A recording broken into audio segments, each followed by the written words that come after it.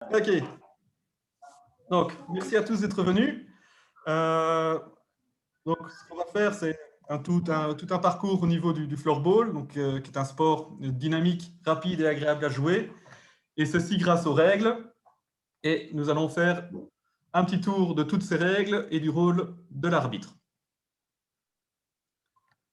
Lors d'un match de floorball, on a différents éléments. Ce sont les participants, le terrain, le temps de jeu, les arbitres, l'équipement de tous les participants, les fautes et les buts. Au niveau des participants, nous avons deux équipes qui s'affrontent sur un terrain en essayant de marquer le plus de buts que l'autre équipe en vue de gagner un match. Chaque équipe joue avec 6 joueurs sur le terrain, c'est-à-dire 5 joueurs de champ et un gardien en situation de base. Nous avons aussi 2 arbitres qui veillent au respect des règles du jeu.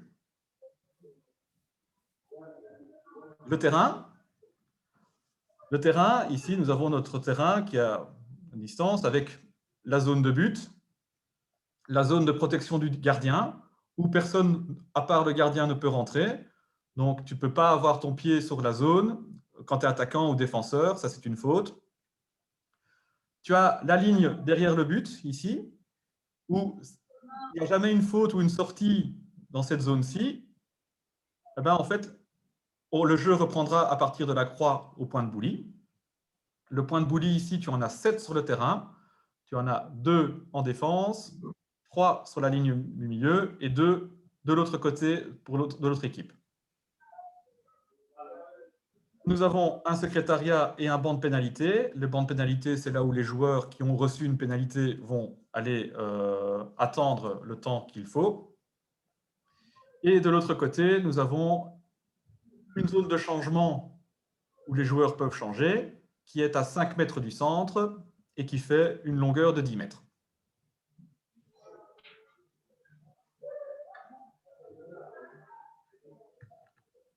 Le temps de jeu, c'est 3 fois 15 minutes avec 3 minutes de pause. Le temps n'est pas arrêté sauf en cas de but, de pénalité, de penalty, un temps mort demandé par une des deux équipes. Chaque équipe a droit à un temps mort sur lequel on aura 30 secondes pendant lequel le temps sera arrêté. Si jamais l'arbitre siffle 3 fois pour arrêter le temps, en cas de situation exceptionnelle. Et pendant les 3 dernières minutes de la 3e période, le temps est arrêté chaque fois que l'arbitre siffle. Et il repart chaque fois que l'arbitre relance le jeu. Les arbitres.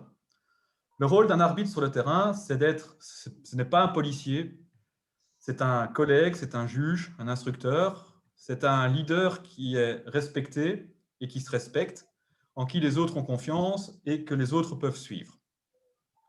Pour ce faire, l'arbitre va connaître les règles, il a une capacité de mener, il communique, il comprend le jeu, il est en état physique et en condition physique pour arbitrer, et il coopère avec son collègue, avec le secrétariat, avec les coachs, avec les capitaines des équipes et autres. L'arbitre assure la sécurité, donc c'est grâce à lui qu'on a une sécurité des joueurs, du gardien, des spectateurs, du secrétariat et des arbitres. On voit ici une action qui est en train de se dérouler. Ben, l'arbitre, il est en train de bien vérifier est-ce qu'il y a une faute ou pas, est-ce que les joueurs font bien, est-ce que le coude ici n'a pas un problème, est-ce que ce genou ici ne va pas poser un problème sur le genou de l'autre. Voilà. Au niveau du développement d'un arbitre, ben, il faut avoir envie de devenir arbitre, l'envie de se développer.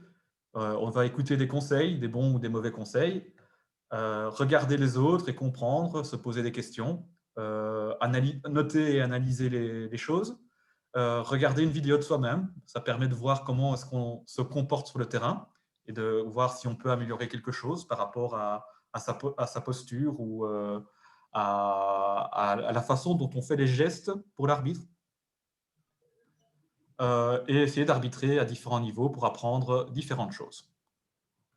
Donc, par exemple, ici, il y a 2 arbitres. En 2007, ils arbitraient un match de jeunes filles. En 2011, ils étaient pour leur premier match international, un Suède-Finlande. Et en 2016, ils arbitraient la finale d'un championnat du monde. Alors moi, personnellement, ici, ça va être ma routine. Moi, en tant qu'arbitre, qu'est-ce que je fais quand j'arrive sur le terrain, quand je dois aller arbitrer un match? Déjà, j'arrive plus ou moins 40 minutes avant le match.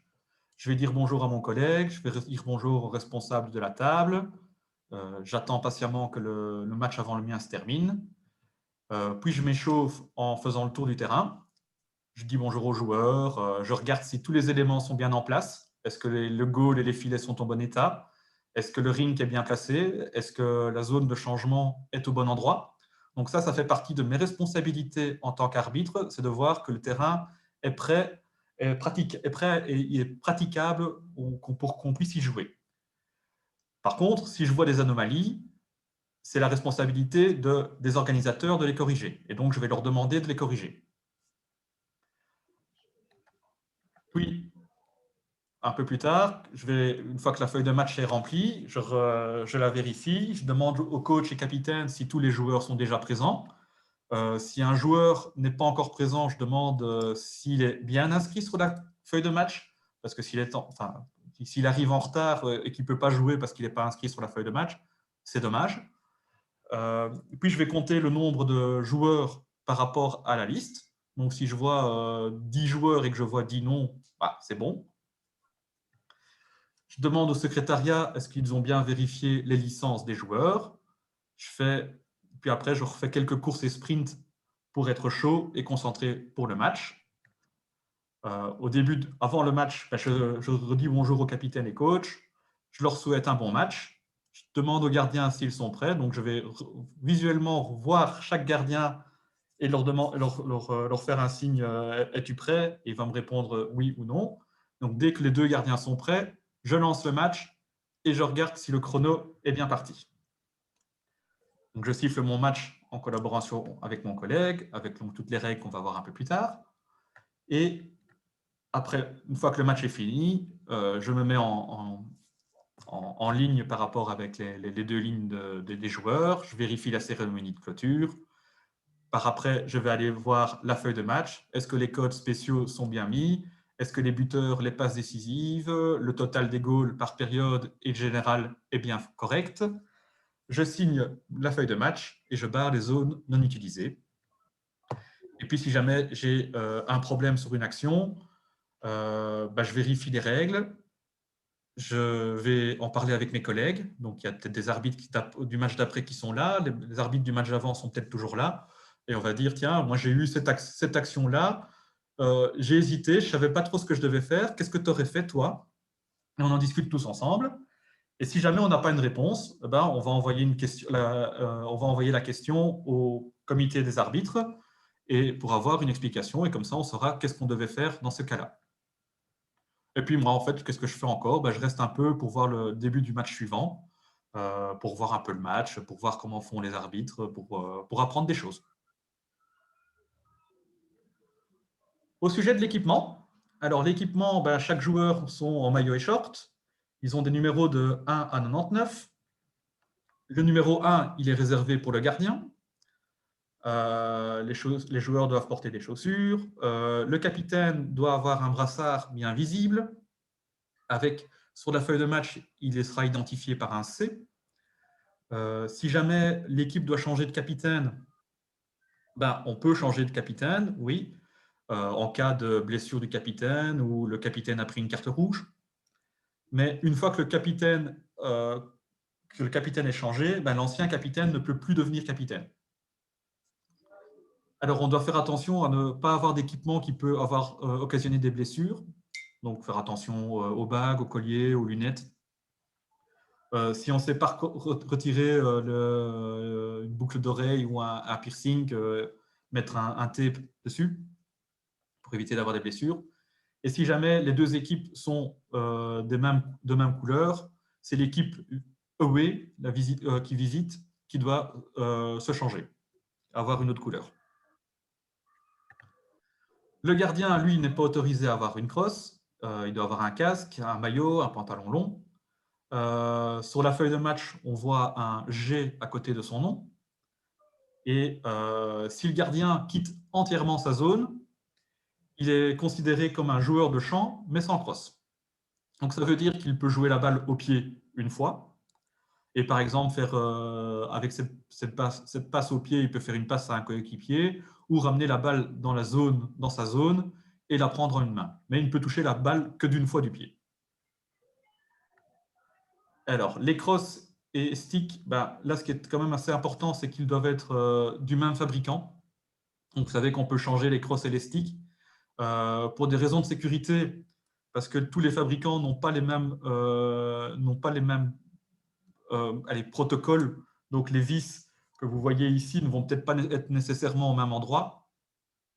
Il faut que ce soit du même fabricant pour éviter que, lors d'un shot, la palette se détache, par exemple. La palette ne peut pas être tranchante, on ne joue pas avec des haches. Et alors, tu as aussi la courbure du stick qui ne peut pas excéder 30 mm.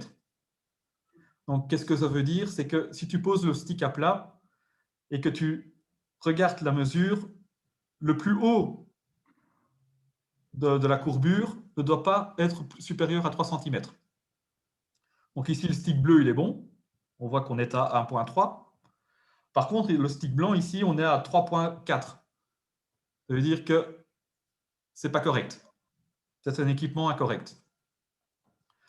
Et toutes les modifications sur le manche d'un stick sont interdites, sauf pour le raccourcir. Et on peut modifier la palette en la courbant, mais il faut bien respecter la règle de 3 cm quand le stick est à plat. Les arbitres, ils doivent porter un maillot et un short, les maillots de même couleur l'un et l'autre, et neutre par rapport aux équipes. Ils ont un sifflet et une carte rouge. Ils ont le pouvoir de décider du contrôle et de mesurer tout équipement. Et le capitaine de l'équipe adverse peut demander de contrôler la courbure d'un stick ou la combinaison manche-palette pour voir si l'équipement est correct. Alors, point très important au niveau des valeurs, ça c'est quelque chose auquel je suis très attaché. Toute personne active dans les compétitions organisées par la fédération respectera les valeurs éthiques du sport et les principes du fair play. Ça veut dire qu'on respecte et on traite de façon égale tout le monde, les opposants, les partenaires, les arbitres, l'audience. On est intègre et responsable. Et si on a des cas de comportement antisportif, de violence, de drogue, d'arrangement de match ou de fraude, ça, ce sera un comité disciplinaire qui va évaluer. Passons maintenant au vif du sujet, les fautes. Alors, les fautes, c'est normal. Dans un match, ça provient d'une erreur, du talent d'un joueur qui a causé des erreurs. C'est vraiment des choses tout à fait normales. En tant qu'arbitre, il est de notre devoir de les juger en fonction de la gravité et de leur impact sur le jeu. Et pour ce faire, on peut compter sur une gradation dans les fautes, dans la façon de sanctionner les fautes. On a un coup franc, une pénalité de 2 minutes, une pénalité de 5 minutes, la pénalité personnelle de 10 minutes qui est accompagnée d'une autre pénalité de 2 minutes pour un autre joueur et la carte rouge. Les arbitres vont appliquer les règles en fonction des situations de jeu. Alors, quand le jeu est interrompu, il reprend par une situation arrêtée. Pour arrêter le jeu, qu'est-ce que font les arbitres? Sifflent une fois, montrent les signes, montrent le lieu de la situation. Donc, d'abord, on montre la direction, puis le signe de faute si nécessaire. Et si jamais il y a une pénalité, il faut montrer le signe de faute. Donc, en tant qu'arbitre, tu n'es pas obligé de montrer tout le temps quelle faute tu as sifflé, mais il est très, très important de montrer la direction. Donc, on va juste voir. Là, moi je vais siffler. Ma direction, je la montre bien. Je peux après faire. j'ai eu un coup de stick, mais j'ai bien montré ma direction parce que dès que, en tant qu'arbitre, vous avez sifflé, ben, les joueurs vont vous regarder, ils vont se demander, OK, pour qui était la faute? OK, ils montrent dans ce sens-là, ça veut dire que c'est pour ça, je sais que je dois me placer.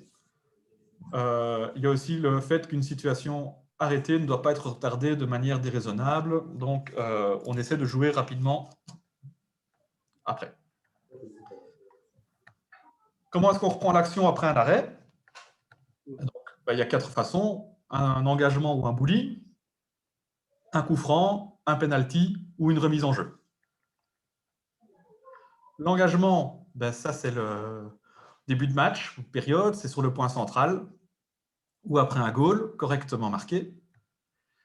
On va aller sur le point d'engagement le plus proche, donc sur le point de bully, si la balle est non jouable ou endommagée, si le boarding ou le but est déplacé et que ça a une influence sur le jeu, si on a un joueur blessé, une situation extraordinaire, si on annule un but, un penalty non marqué, après une pénalité différée, une pénalité pour faute sans rapport direct avec le jeu. Si les arbitres se disent « Ok, c'était une décision incorrecte, on va remettre en jeu », ou si l'arbitre interfère dans le jeu. Qui va choisir qui pose sa canne en premier au stick, enfin lors du bully? Au centre, c'est l'équipe away qui choisit en premier.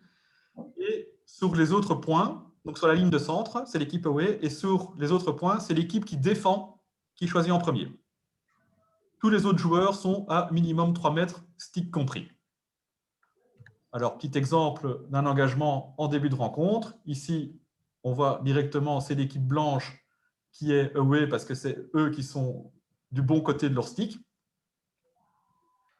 Et autre exemple ici, ça c'est la finale de la Coupe de Belgique il y a 5 ans, je crois, où on voit bien les joueurs sont à 3 mètres de distance du point central.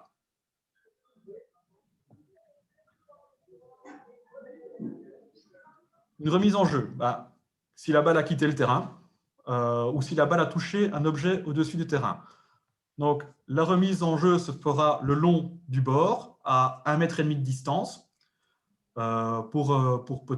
Juste pour voir, si vous voyez les points de bully sont à 1,5 mètre du bord. Donc, vous pouvez penser à une ligne, la balle peut aller se mettre jusque là. Si la sortie se passe derrière la ligne de but, on se met sur le point de bully le plus proche. La défense peut placer un mur à une distance de 3 mètres, stick compris. On peut directement tirer au goal sur une remise en jeu. On doit frapper la balle, donc pas juste pousser. Et le donneur ne peut toucher la balle qu'une fois. Et sinon, s'il la touche 2 fois, c'est une faute. Le coup franc, il a lieu après une faute. À l'endroit où la faute a été commise, jamais derrière le prolongement de la ligne de but, donc c'est sur la croix de bully la plus proche. La défense peut placer un mur à une distance de 3 mètres, stick compris. J'ai fait une faute là, j'ai changé ça. Le coup franc peut mener directement à un goal et la balle doit être frappée. Donc, petit exemple, le goal, l'équipe rouge tire, la balle sort du terrain sans toucher personne. L'équipe bleue va pouvoir reprendre le jeu depuis le point de bully. Là. Autre exemple, l'équipe bleue attaque et le défenseur de l'équipe rouge fait une faute. Ici, à ce point-là, le jeu va pouvoir reprendre pour l'équipe bleue, puisqu'on a fait une faute contre eux, depuis le point de bully. Alors, exemple de mur, toujours le match de finale de coupe en Belgique, où on voit un exemple où les sticks et joueurs sont à plus de 3 mètres. C'est un très mauvais mur, parce qu'il y a quand même pas mal d'espace entre les deux. Et j'ai demandé à l'équipe des filles que je coach de faire jeudi un exemple de mur. Et donc, voici ce qu'elles m'ont fait. Donc, elles n'ont pas pu s'empêcher de faire des grimaces. Donc, ici, qu'est-ce qu'on a comme mur? On voit bien, on essaie de bloquer complètement l'espace. le gardien a quand même un petit peu de vision. Et pour passer, ben, on peut passer peut-être dans cette zone ici. Si tu fais un shot, mais c'est tout. Le penalty, ben, le penalty, c'est quand il y a une infraction, quand il y a une faute empêchant une situation évidente de jeu, de but. On va pas faire tout à fait, on va pas faire toute le point sur le penalty, mais une fois qu'un penalty pour tirer un penalty, bon, c'est un face-à-face entre un gardien et un joueur. Le joueur peut toucher la balle un nombre illimité de fois, mais il est important que la balle ou le joueur aille un mouvement vers l'avant. Donc la balle peut un peu aller en arrière tant que le joueur va en avant. Le joueur, lui, peut reculer tant que la balle va en avant.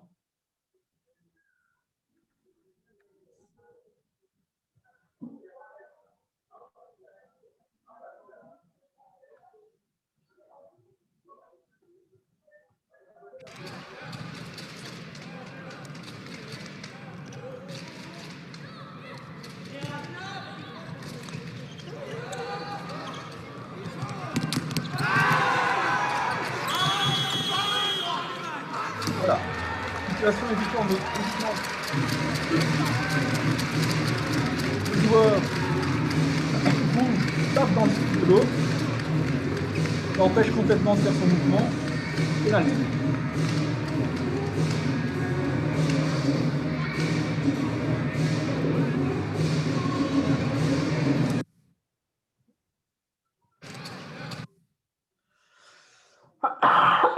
Excusez-moi. Alors, regardez bien ici, on a différentes occasions. Il y a des choses qui sont vraies et des choses qui sont fausses. Donc, est-ce qu'un but marqué volontairement avec le corps ou le pied est correct? Non. Est-ce qu'un but où la balle franchit la ligne pendant ou après un coup de sifflet est correct? Non. Un but de la main ou du pied du gardien n'est pas correct non plus. Un but, si une équipe qui a une pénalité différée marque un but, ça ne compte pas non plus. Par contre, si la balle franchit le but par l'avant du but, après avoir été joué correctement avec le stick sans que l'équipe attaquante n'ait commis de faute, le but est correct. Également valable si le but est marqué involontairement du corps. Alors, par exemple, c'est l'année dernière. Moi, je suis, en tant que joueur attaquant, je suis derrière le but. Je veux faire une passe à un de mes coéquipiers qui est devant le but. Et je touche, en faisant la passe, la jambe du défenseur. Et le défenseur met la balle dans le goal. Ben, ça, c'est un but correct. Un mouvement volontaire pour mettre la balle dans le but. Également, si jamais le joueur impliqué dans le but n'est pas inscrit sur la feuille de match, le but sera valable. Par contre, ce joueur-là aura une carte rouge. Les fautes.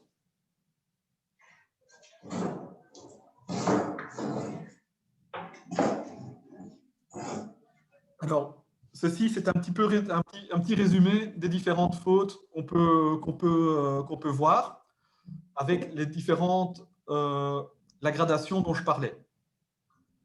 Je tape, je bloque, je soulève la crosse de l'adversaire.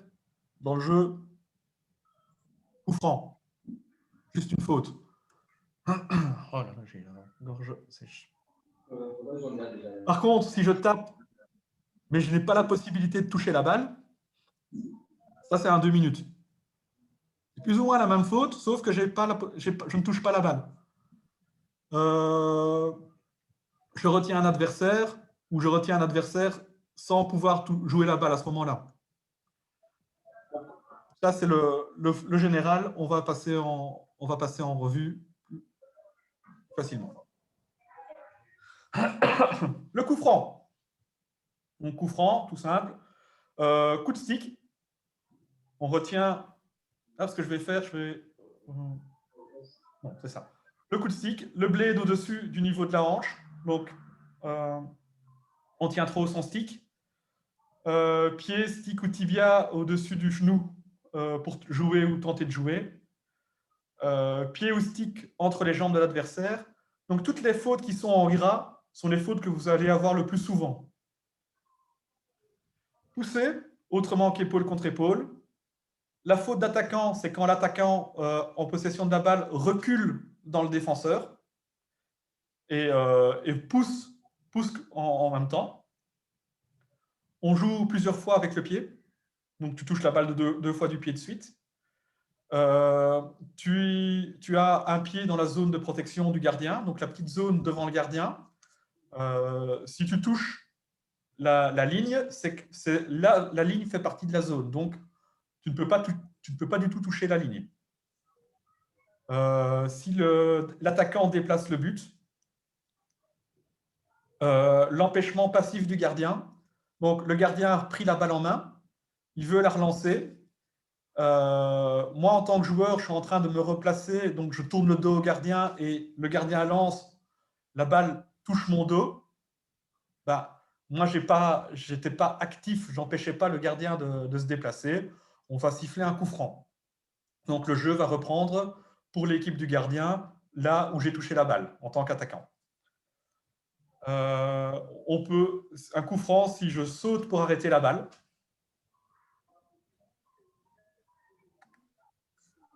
Si je suis en dehors du terrain, donc je suis en train de courir pour éviter de tomber, je suis passé de l'autre côté du terrain, mais mon stick est toujours dans le terrain et que je continue à jouer, bah, ça c'est une faute. Si le gardien, avec la balle en main, sort complètement de sa zone lors de sa relance, donc tant qu'il a s'il a lancé la balle et puis qu'après il sort de la zone, ce n'est pas un problème. Si le gardien lance la balle plus loin que la ligne du milieu, une exécution incorrecte d'une situation standard, le coup franc est mal donné par exemple. Si le gardien bloque la balle pendant plus de 3 secondes, si on fait une passe en retrait au gardien, ça c'est un coup franc. Un anti-jeu, un coup franc, il y aura un coup franc après une pénalité, ou un jeu avec la tête. La pénalité de 2 minutes, c'est coup de stick, bloquer ou lever le stick adverse pour gagner un avantage considérable ou sans possibilité de jouer la balle. Retenir le stick d'un adversaire pour gagner un avantage considérable sans possibilité de jouer la balle. Donc, ça veut dire que là, par exemple, je suis en train de tenir le t-shirt de l'autre adversaire, de l'adversaire. Je joue la balle au-dessus de la hanche avec le stick, le pied ou la jambe. Je pousse contre le bord ou la cage.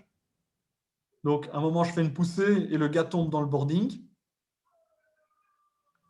En engagement corporel excessif, le jeu de tacle, un croche-pied. Si jamais le capitaine fait une réclamation sur le matériel et que le matériel était correct. Si le joueur joue sans stick, si je prends un stick en dehors de ma zone d'échange, si mon stick vient de casser et que je ne ramasse pas les morceaux, l'empêchement actif du gardien, donc je suis à moins de 3 mètres et je suis en train vraiment de me mettre devant le gardien et de bouger en même temps que le gardien. Donc j'empêche activement le gardien de relancer. Une obstruction. Une des pénalités de 2 minutes les plus fréquentes, la distance incorrecte. Je suis à moins de 3 mètres lors d'une remise en jeu ou d'un coup franc. Je joue au sol, c'est-à-dire que je suis couché et je joue, ou j'ai plus de 3 points d'appui au sol et je joue quand même la balle. Un jeu avec la main ou le bras, pénalité de 2 minutes. Le changement incorrect, on est en trop de joueurs sur le terrain. Un joueur qui quitte le banc de pénalité avant que sa pénalité ne soit terminée. Des fautes répétées, les pertes de temps de la part d'une équipe ou d'un joueur, les réclamations, le gardien qui ne remet pas son but en place après que l'arbitre lui ait demandé, et l'équipement non conforme. Alors, de nouveau, on va prendre une petite vidéo, parce que c'est parfois beaucoup plus parlant quand on le voit.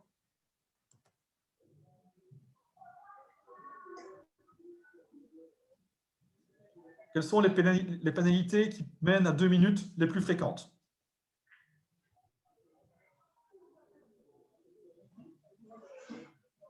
Donc, quand on tape, quand on joue la balle plus haut que les hanches. Vous voyez, le stick et la balle sont beaucoup plus hauts que ses hanches. Ça, c'est 2 minutes. Coup d'épaule normal, pas de faute. Deux joueurs qui sont en train de se battre pour la balle, on est un peu en train de se pousser épaule contre épaule. C'est correct.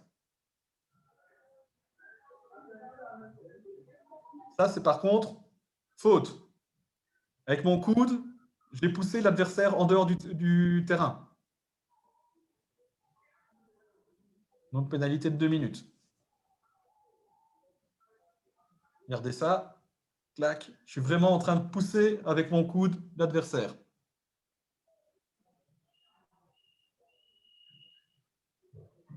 Grosse charge. Là, franchement, je suis en train de pousser fortement l'autre joueur.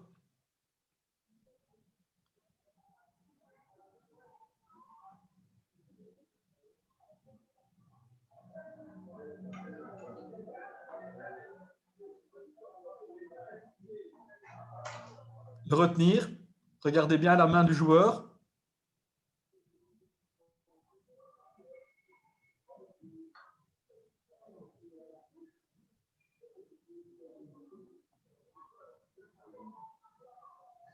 La distance incorrecte remise en jeu. Vous voyez ici.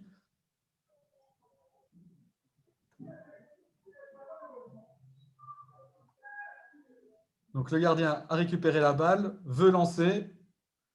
Le joueur devant lui gêne, se met vraiment en train de bouger et est à moins de 3 mètres. Distance incorrecte. Vous voulez qu'on repasse la vidéo? Oui, coach. Voilà.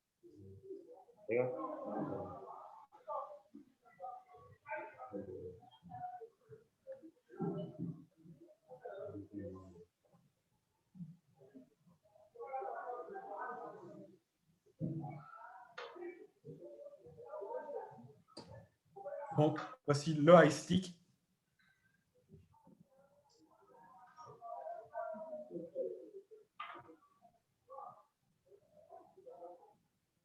C'est le contact normal, où il n'y a pas de faute.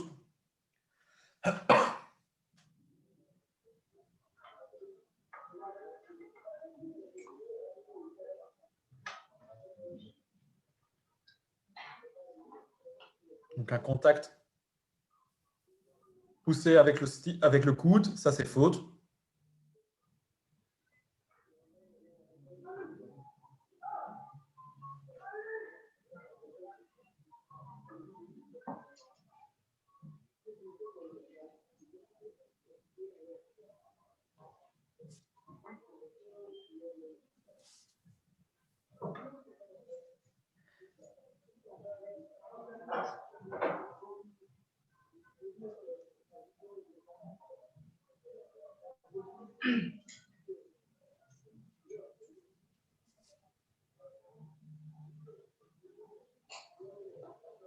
Retenir.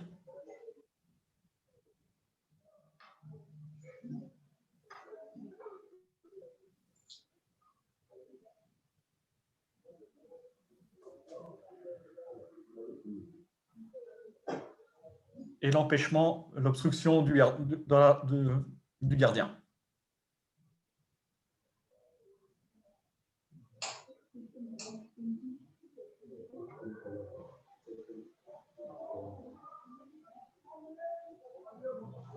Moins de 3 mètres de distance.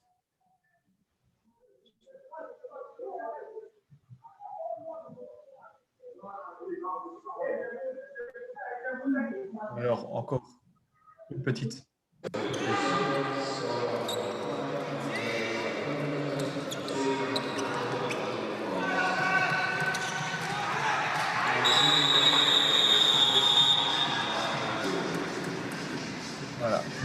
siffler. Numérique de milieu.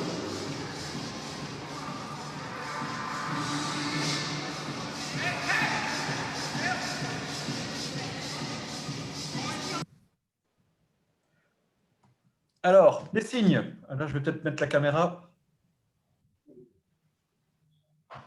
Alors, les signes. Pushing. Donc, je fais une poussée fautive. Le high stick.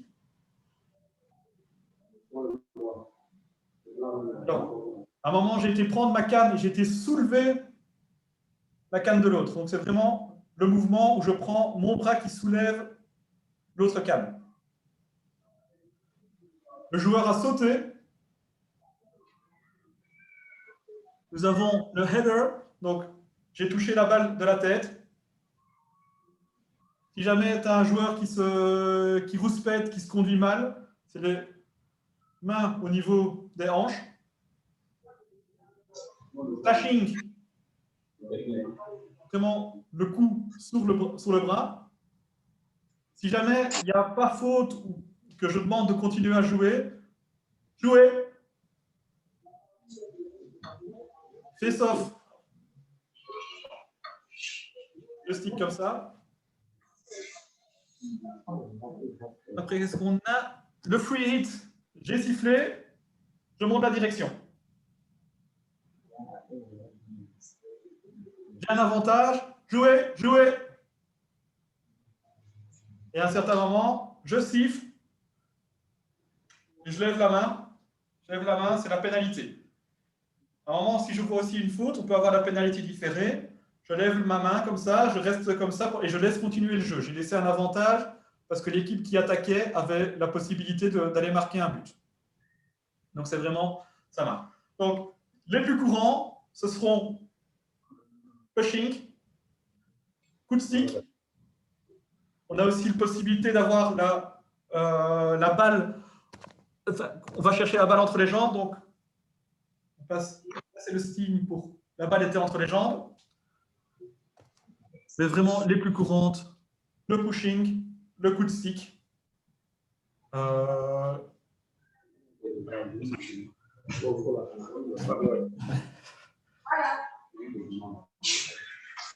Par après, on va passer aux pénalités de 5 minutes. La pénalité de 5 minutes, c'est quand on est... c'est des coups de stick dangereux, des accrochages. On jette le stick pour atteindre la balle. Le stick est utilisé au-dessus des épaules. Un engagement corporel brutal, un tacle ou un croche-pied. Voilà. Donc ici, un petit exemple d'une pénalité de 5 minutes. Un joueur qui se lance contre un opposant.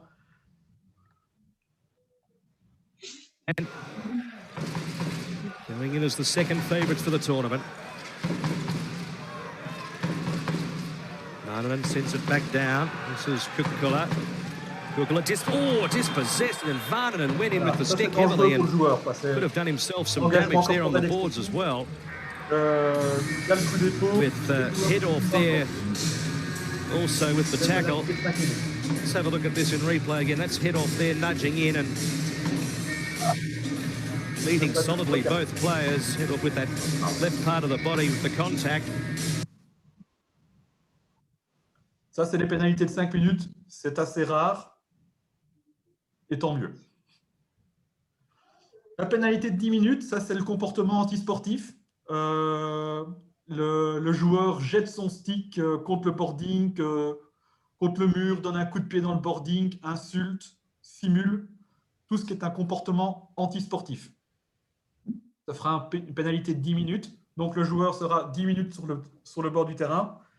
Et c'est toujours accompagné d'une pénalité de 2 minutes. Toujours accompagné d'une pénalité de 2 minutes pour un autre joueur. Et la pénalité de 10 minutes n'est chronométrée que quand la pénalité de 2 minutes est finie. Donc, si jamais, en tant que joueur, je reçois 10 minutes de pénalité, en fait, c'est 12.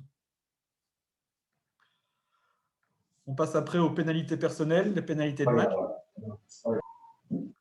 Donc, si un joueur ou un coach reçoit une pénalité de match, il ne peut plus participer au match et doit se rendre au vestiaire. La pénalité de match, c'est la carte rouge. Et la pénalité de match est toujours accompagnée d'une pénalité de 5 minutes. En cas de MP1, il n'y a pas de match de suspension. MP2, c'est suspension pour un match, celui en cours et le suivant. Et MP3, ça passe au comité de discipline. Voici les différents exemples de MP1, MP2. Parce qu'on peut avoir un joueur qui peut avoir un comportement occasionnant des blessures, casser son matériel de colère. MP2, c'est deuxième fois de 5 minutes. La perturbation planifiée. Exemple, une équipe joue à 6 joueurs de champ avec le gardien en dehors du terrain. L'autre équipe récupère la balle et le gardien monte sur le terrain directement sans changement. Là, MP3, ce sont les bagarres, le comportement brutal, les insultes, les agressions.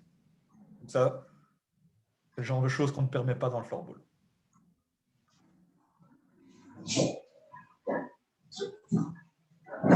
Par exemple, une vidéo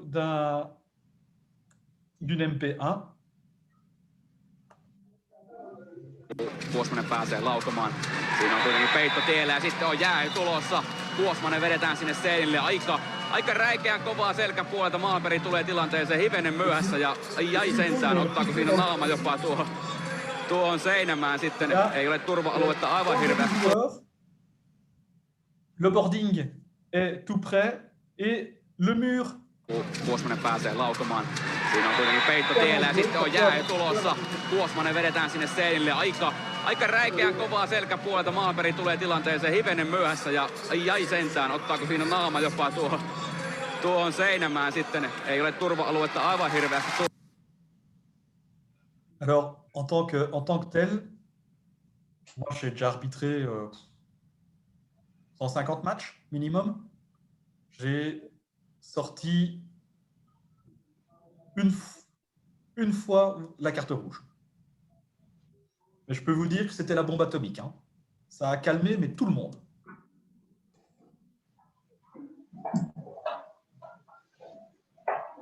Bon, maintenant qu'on a vu les différentes règles, ce qui est important en tant qu'arbitre, c'est de savoir comment se placer, comment est-ce qu'on doit se comporter quand on est sur le terrain.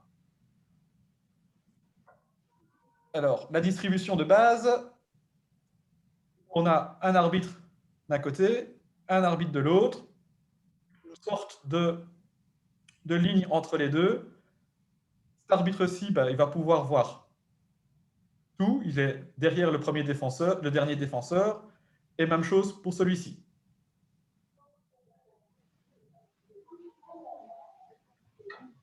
Comment on va se déplacer? Donc, vous voyez, nos deux arbitres étaient là. L'action va vers la gauche. Les arbitres vont se déplacer ensemble. Celui-ci, ici, aura une vision très claire sur la zone.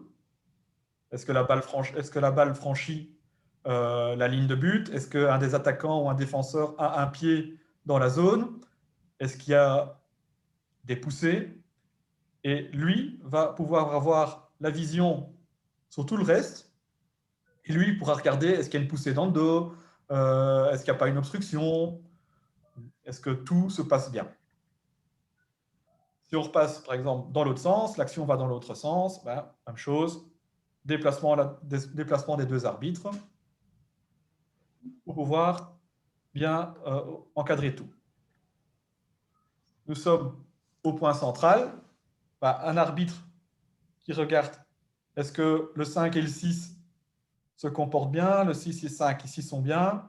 L'autre arbitre ici, il regarde, est-ce que le face-off est bien fait correctement. On a un bully, un face-off dans un coin. L'arbitre ici, il va se mettre de ce côté-là. Comme ça, il peut directement bien regarder si ça se passe. Et si la balle part par là, bah, en fait, il est déjà bien placé pour voir la zone de but. Et lui, ici, il encadre tout. Il regarde ces deux joueurs-là, si tout se passe bien. En cas de goal ou de time-out, bah, les deux arbitres sont revenus. Il y a un arbitre qui communique avec la table et l'autre qui regarde les bancs de pénalité. Si on a un coup franc pour l'équipe attaquante, on attaque vers la droite. L'arbitre ici va aller directement se placer près du goal. Et l'autre arbitre va se mettre près de l'endroit où il y a la faute.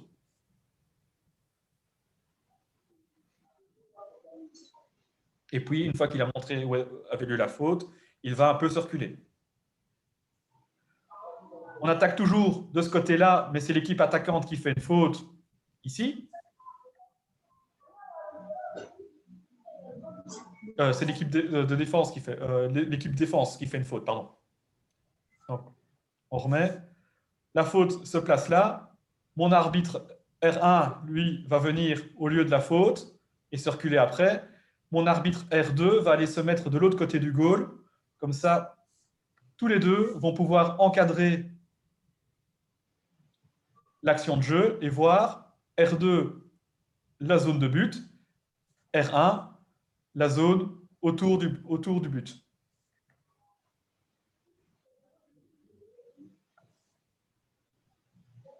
On attaquait vers la droite. Les attaquants ont fait une faute. Ici, ben mon arbitre 2 va aller prendre la place. Et pendant ce temps-là, l'arbitre 1 va déjà reculer, puisque comme la balle va repartir par là, il va se mettre en place.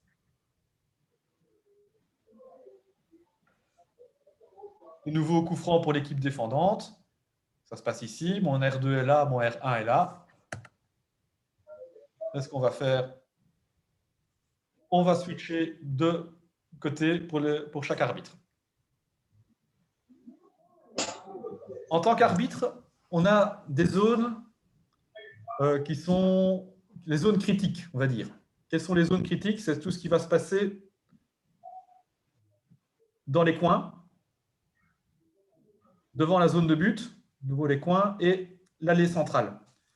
C'est statistiquement là où vous allez avoir le plus de fautes.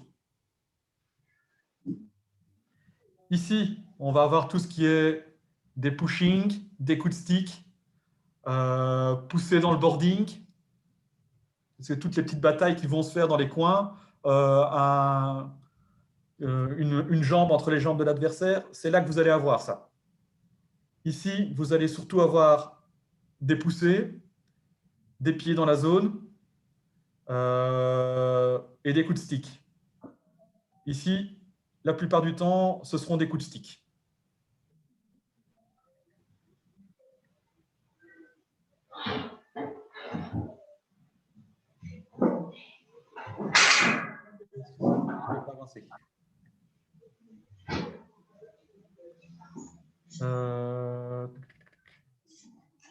Voilà comment se placer.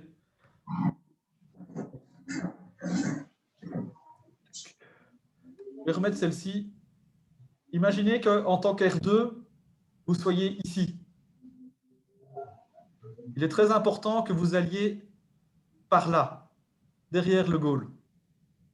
Parce que si vous allez de ce côté-ci, vous allez vous retrouver en plein milieu de l'action. L'attaquant, lui, il veut aller chercher la balle, il va courir. Le défenseur qui est là veut empêcher le gardien, enfin l'attaquant d'aller vers le gardien. Donc, qu'est-ce qu'il va faire? Il va forcer le jeu dans cette zone-ci. C'est pour ça qu'il vaut mieux ne pas, en tant qu'arbitre, être dans cette zone-là, parce que sinon, vous allez vous retrouver avec la balle et deux joueurs sur vous. Vous allez plus regarder de ne pas être touché, donc vous n'allez pas voir le jeu. Donc c'est pour ça qu'il est important de ou se mettre dans cette zone-là, ou même aller derrière le boarding.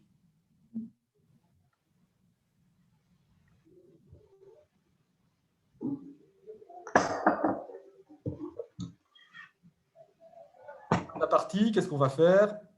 on va se mettre ici pour pouvoir observer les joueurs, les deux capitaines qui font leur discours et les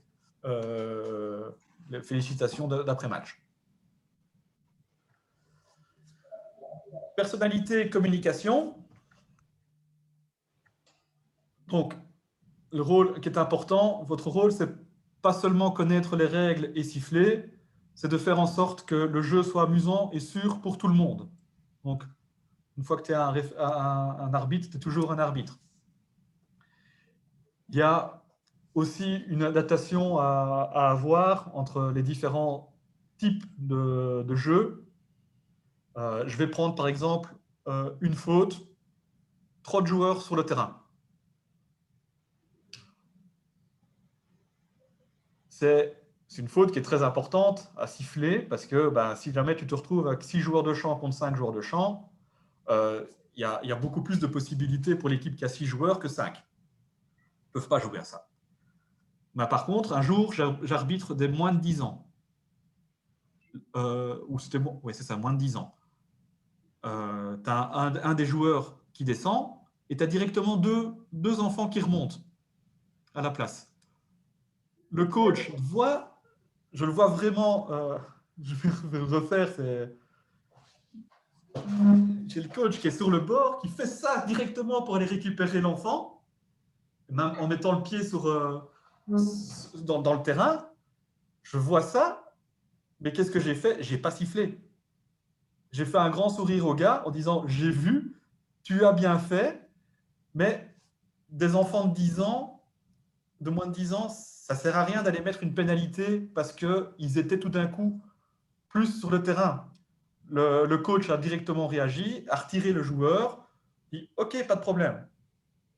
Tu as fait la bonne action, c'est bon, je ne dis rien. » Mais par contre, imagine, tu es en finale de championnat, tu as tout d'un coup un joueur qui monte et que la balle est à ce moment-là dans cette zone-là, il y a clairement une interférence dans le jeu, tu dois la sanctionner. C'est là où tu étais high-level game, tu dois vraiment faire attention à ça. Si tu es dans des plus petites, dans des jeux de plus faible intensité, où les gens sont là pour apprendre, c'est ton rôle c'est un rôle d'instructeur. C'est là où tu vas leur dire « Attention, ça tu ne peux pas faire. Pourquoi est-ce que j'ai sifflé? C'est pour ça. » Je prends l'exemple de gamins de moins de 13 ans. La distance incorrecte de 3 mètres. Je siffle une première fois et je ne dis rien. Je siffle une deuxième fois, j'ai les spectateurs, distance incorrecte, 2 minutes, 2 minutes, 2 minutes. Je ne fais pas attention, mais je vais chez le gamin et je lui dis, tu ne peux pas être à moins de 3 mètres. Est-ce que tu sais ce qu'est 3 mètres? C'est quoi la distance de 3 mètres? Et là, tu leur expliques et tu lui dis, ben voilà, regarde le bord, tu vois le bord, ça c'est 2 mètres. Donc, la distance que tu dois faire, tu dois être plus loin que ce bord-là par rapport à la balle quand il y a un coup franc. Et là, l'enfant ne fera plus de faute et on n'aura pas de problème. Ça, c'est quelque chose qui est vraiment important dans le développement des joueurs et autres. C'est un de nos rôles. Donc, un peu l'attitude des arbitres. Ne pas oublier de communiquer avec les autres arbitres, être positif, sourire. Pendant le match, on communique avec ses joueurs, ses collègues. Oups, c'est la faute. On siffle clairement, on montre des gestes clairs, on bouge correctement, on est positif, on s'amuse. Un de nos éléments essentiels, c'est le sifflet. Alors là, je vais déranger mes voisins parce que je vais faire deux, trois exemples. Je suis un arbitre débutant, je ne sais pas quoi trop faire. On ne m'a pas entendu. Coup de sifflet.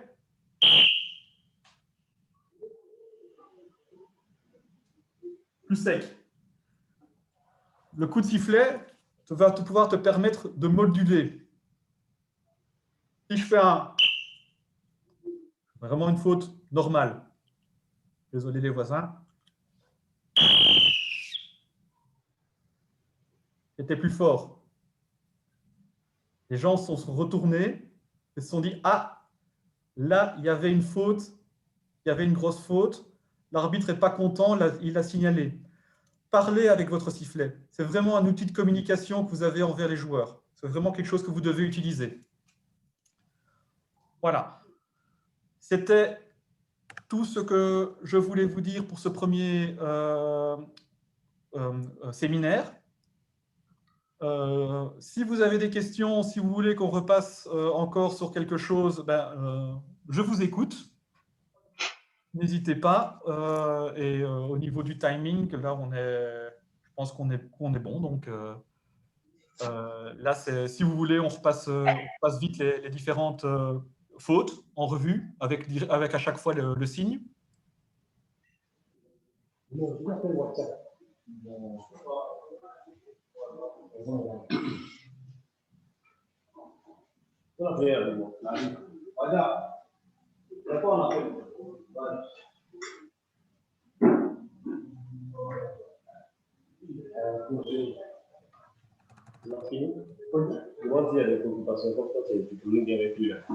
commencez. On demande si il y a préoccupation, répondez.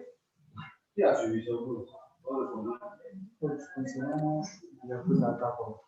fini. Donc, c'est questions-réponses maintenant. Si vous avez des questions. Des questions concernant les fautes d'attaquant. On parle d'une part. La faute d'attaquant. Je suis attaquant et j'ai quelqu'un dans mon dos.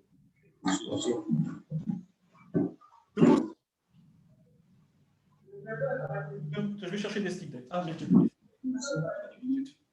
Donc, c'est la personne. Je suis l'attaquant, j'ai mon stick en main, j'ai quelqu'un ici dans mon dos et je le pousse. C'est la faute d'attaquant. Et donc, le signe pour le signaler, c'est. Tu reviens vraiment en arrière. Donc, on va les suivre un par un. Ici, le coup franc, le coup de stick. Je tape sur mon avant-bras. Donc, un bon fond, on ne voit pas bien. Attends, je vais mettre un pull. On verra mieux ma main, je crois. Mon bras. Donc ça, c'est le coup de stick. Retenir ou retenir le stick, ça va être le symbole de... On croise les bras devant soi. Blade au-dessus du niveau de la hanche.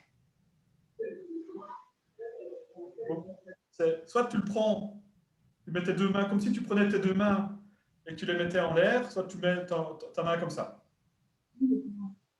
Le pied, stick ou tibia au niveau du genou, au-dessus du genou, c'est la hauteur, c'est comment encore? Ouais, c'est ça. Tu indiques la hauteur. Pied ou stick entre jambes de l'adversaire. Donc ça, je l'ai montré tout à l'heure. Je fais le signe comme si je passais ma main entre mes jambes. La poussée, je montre que je pousse vers l'avant. La faute d'attaquant qu'on vient de voir, c'est quand l'attaquant recule dans le défenseur. Donc, c'est comme si tu ramenais tes mains vers toi. Le jeu avec le pied, là, tu montes ton pied, tu lèves ton pied. Chez moi, je suis en chaussettes. Le jeu dans la zone de protection. Tu indiques une maison au-dessus de toi.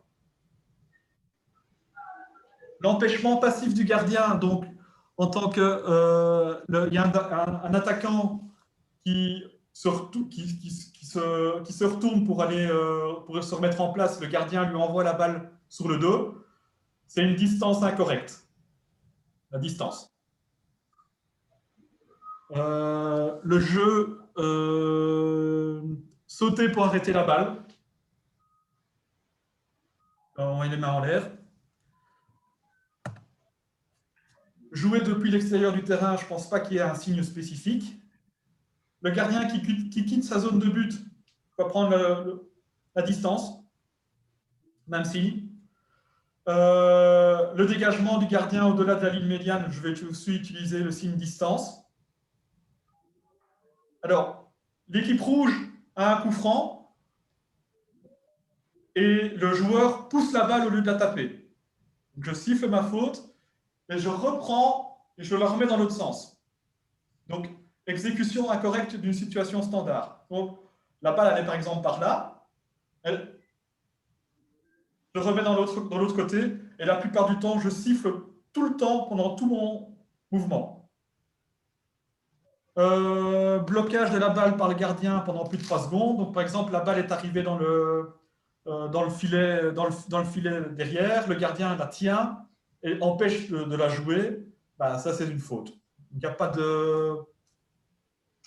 Je ne pense pas qu'il y ait un signe où on pourrait peut-être utiliser celui de holding, de retenir. La passe en retrait au gardien, ça, on n'a pas de signe. L'anti-jeu de joueur de l'équipe, on n'a pas. Le jeu avec la tête, on monte la tête.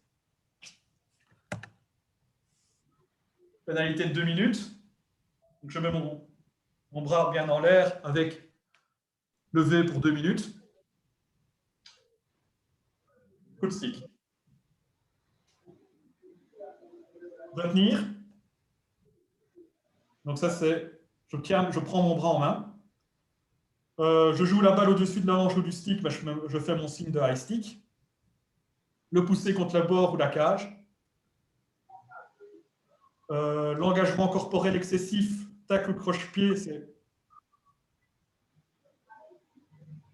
la réclamation non fondée sur le matériel, on n'a pas. Jouer sans stick, il n'y a pas. Le prendre un stick en dehors de la zone d'échange, on n'a pas. L'empêchement actif du gardien, on va prendre aussi de nouveau la distance. L'obstruction, les bras en X devant soi. La distance incorrecte, toujours, hein, ça c'est le signe le plus facile. Le jeu au sol, donc moi je le mets un peu plus bas, mais tu l'indiques comme ça, ça veut dire que tu étais au sol. Jeu avec la main ou le bras, tu touches ta main à ton bras. Le surnombre, je ne me souviens pas d'un signe spécifique. Quitter le banc des pénalités, je ne l'ai pas. Faute répétée, c'est comme si tu mettais plusieurs fois un coup de stick sur ton bras. La faute répétée. Réclamation, les autres, on n'a pas.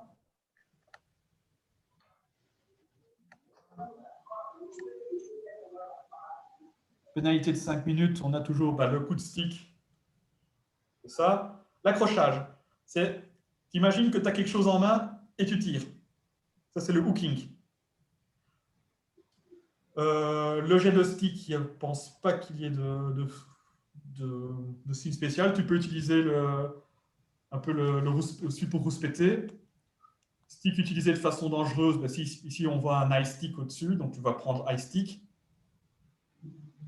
Engagement corporel brutal, c'est les 2 points qui se rencontrent.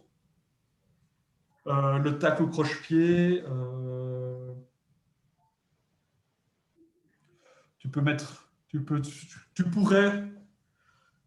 pourrais faire le signe avec la jambe, tendre la jambe pour dire que c'est ça que tu as vu. Le comportement antisportif, donc on aura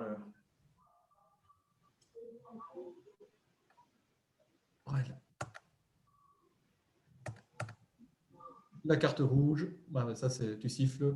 Donc les signes pour les 2 minutes, les 5 minutes, la pénalité de 10 minutes.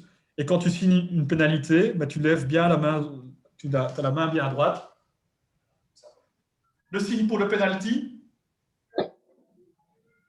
les 2 bras croisés au-dessus de la tête. Voilà.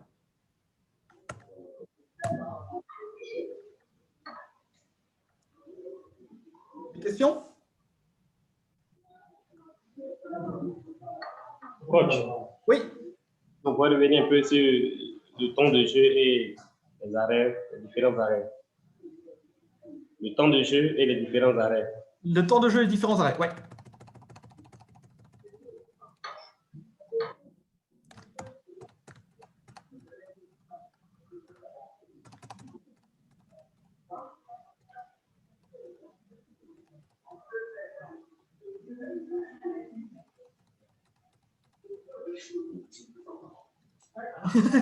On en a vu hein, aujourd'hui. Temps de jeu.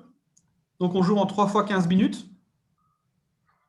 Donc, tu lances ton match, début de match. Tu siffles. Tu regardes si la table a bien lancé le chronomètre. Et le chronomètre va courir et on va arrêter le jeu seulement en cas de but. Donc, le but, tu as sifflé en tant qu'arbitre un bon... moi, j'aime bien faire un... Pour vraiment vous montrer, on arrête le jeu, il y a quelque chose qui s'est bien passé. Et en même temps, qu'est-ce que je fais? Je ramène la balle au centre du jeu. Donc, si vous utilisez différents types de coups de sifflet, ce sera beaucoup plus facile pour la table pour savoir quand il faut arrêter. La pénalité, comme tout à l'heure, j'ai fait un bon... Mes voisins vont me tuer. Désolé pour les oreilles aussi. Hein.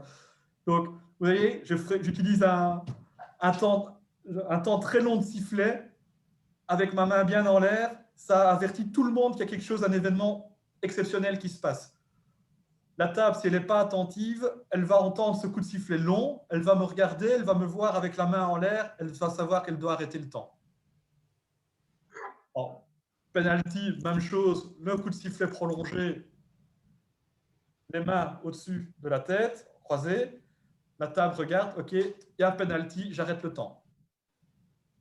Le temps mort, tu siffles, donc tu es en train de jouer, c'est en train de jouer, le coach ou le capitaine de l'équipe te fait le signe temps mort, tu vas laisser jouer jusqu'à ce qu'il y ait une faute, et dès qu'il y a une faute, tu fais 3 coups de sifflet, et tu montres le temps mort. Donc, qu'est-ce que tu fais après ça? Donc, tu as donné les 3 coups de sifflet, tu montes le temps mort, tu vas jusqu'à la table de chronomètre, tu te mets devant les joueurs, et puis tu indiques quel est le camp qui a demandé le temps mort. Enfin, tu montes temps mort, par exemple, ce côté-là. Tous les joueurs vont aller se mettre au niveau de leur banc de touche, de leur banc de changement. Et là, à partir de ce moment-là, ils ont 30 secondes. Après ces 30 secondes, toi, tu siffles et tu fais « revenez en jeu ». Enfin, tu ne dois pas le dire, hein, mais tu fais le mouvement pour qu'ils reviennent en jeu. Donc, à un moment, tu as, je ne sais pas moi, tout le boarding qui tombe. Bah, tu vas arrêter le jeu, donc tu siffles 3 fois, tu vas arrêter le temps qu'on remette le boarding en place. Tu siffles 3 fois pour arrêter le temps, pour qu'on puisse garder ce temps de jeu. Quoi. Et alors, les 3 dernières minutes de la 3e période, donc tu fais le match, tout d'un coup tu arrives, tu as déjà 12 minutes de jeu, eh ben, à ce moment-là, chaque fois qu'il y a une faute, chaque fois que l'arbitre siffle, la table arrête le temps. Donc c'est vraiment important. Un coup de sifflet, j'arrête le temps. Coup de sifflet pour relancer le jeu, je relance le temps. Donc, où tu vois qu'il n'y a pas nécessairement un coup de sifflet, mais que c'était un coup franc que l'équipe a directement joué. Hop, la table, c'est je regarde pour que dès qu'il y a une action, enfin, quand il y a du jeu, le temps tourne. Quand il n'y a pas de jeu, le temps ne tourne pas. Ça va? Oui. Coach. Oui, coach. Oui. Chaque équipe a droit à combien de temps mort dans un match? Un seul. Un seul. Pendant les 45 minutes ou bien chaque 15 minutes? Pendant les 45 minutes. Pardon? Pendant les 45 minutes. Tu as droit à un temps mort par match.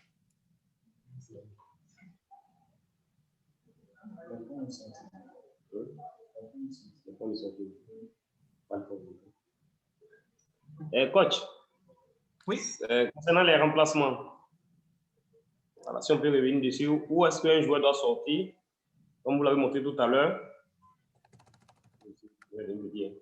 Alors, donc,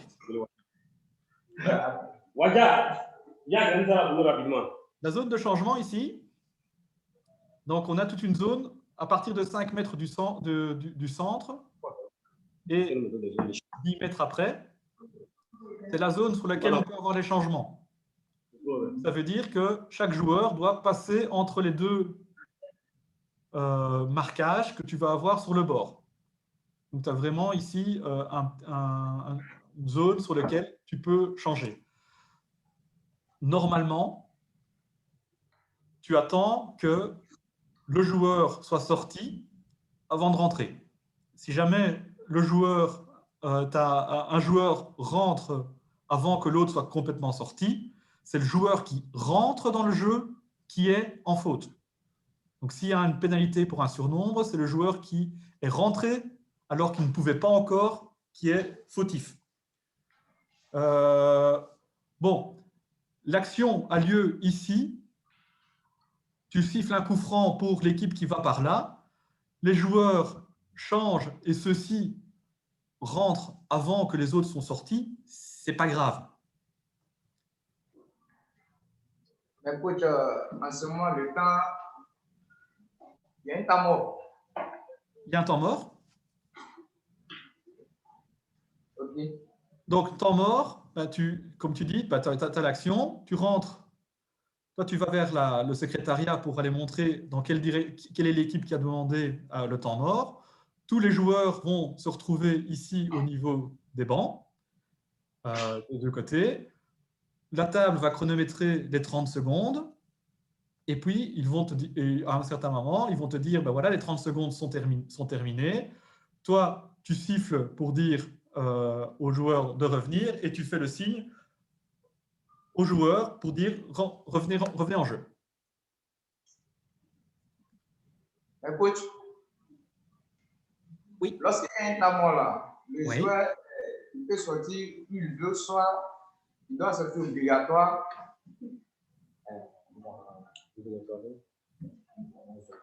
Est-ce qu'il est obligatoire que tout le monde sort du terrain, c'est ça? Oui, s'il y a un temps mort. Non, non, c'est un temps mort, quoi. Celui qui doit faire le remplacement, quoi. Il peut sortir où il veut. Oui, tu veux dire qu'il sort juste là ou pas? Oui. Oui, ça, c'est pas grave. L'important, c'est que tout le monde soit ici dans la zone pour que le coach puisse donner ses instructions. Donc, et puis après, on se remet en jeu. La zone ici, c'est vraiment pendant le temps de jeu, c'est là où tu peux avoir les changements. Non, pour les changements, avant de faire un changement, est-ce que la permission est demandée d'abord à la table avant de faire un changement?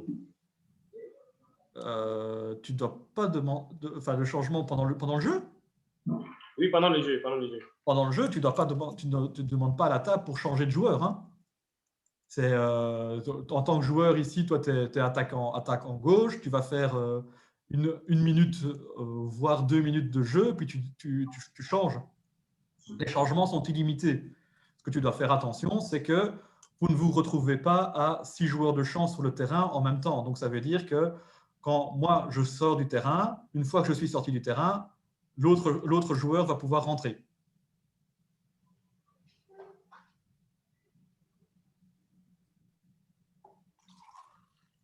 Il n'y a pas de question. Vous qui jouez, il n'y a pas de question. Ok. Qu'est-ce qu'on pourrait voir d'autre? Coach, une autre question encore concernant les fautes. Oui. Un adversaire entre dans la zone du gardien, la zone de but, pardon. Exact. Donc la petite zone ici. Oui, la petite zone, là, voilà. L'attaquant entre dans cette zone-là. Est-ce qu'il est en faute? Oui. Donc, et maintenant, si c'est le partenaire du joueur qui entre dans cette zone. Donc, si c'est un défenseur qui vient se mettre ici, qui rentre dans la zone, en fait, quand tu vas faire attention, c'est en tant qu'arbitre, tu vas voir qu'il est dans la zone. Il va peut-être lui aussi s'en rendre compte qu'il s'est mis dans la zone et se placer mieux par après. Par contre, si au moment où il est dans la zone, il y a un shot en direction du but, là, il est clairement en faute. Et tant pis s'il ne s'était pas rendu compte qu'il était dans la zone. Il y a faute. Et même penalty, normalement, si le shot est cadré. Mais donc, tu dois bien faire attention. Tu peux enjamber la zone, mais tu ne peux pas toucher avec le pied la zone. On n'a pas vraiment parlé non plus pour le gardien de sa grande zone. Ça, c'est la zone dans laquelle il peut avoir la balle en main. Par contre, si la balle est ici, par exemple, et que le gardien s'étend, mais laisse un pied qui touche le sol dans la zone, il peut prendre la balle en main à ce niveau-là. Donc, imagine, la balle est arrivée là, le gardien ici, il a son pied droit ici, son pied gauche ici, il prend la balle de la main et il revient dans sa zone, c'est correct.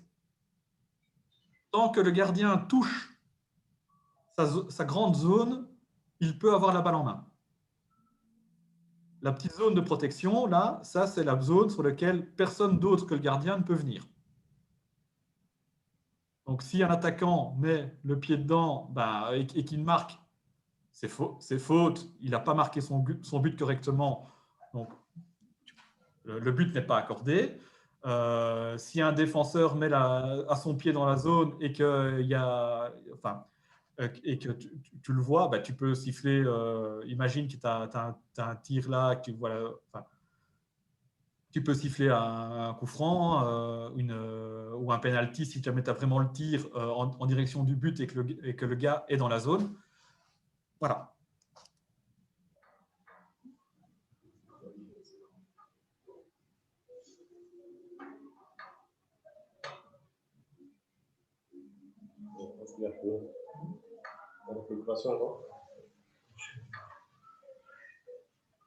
Coach. Oui. Tout est enregistré, hein? Oui, tout est enregistré. D'accord. J'espère que j'aurai assez de place sur l'ordinateur. Mais...